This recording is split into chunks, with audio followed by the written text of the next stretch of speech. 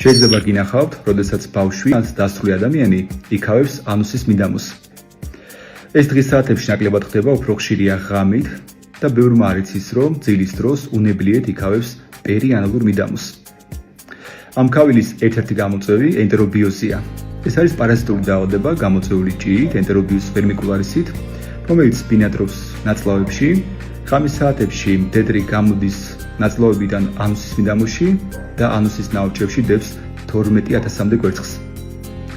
თავისთავად ამას ვერ მოყვება ქავილი, როცა ადამიანი ამას იქავებს, თითებზე, მათ შორის ფრჩხილების ქვეშ, ასევე საცვალზე, ზეწარზე ეს კვერცხები აღმოჩნდება.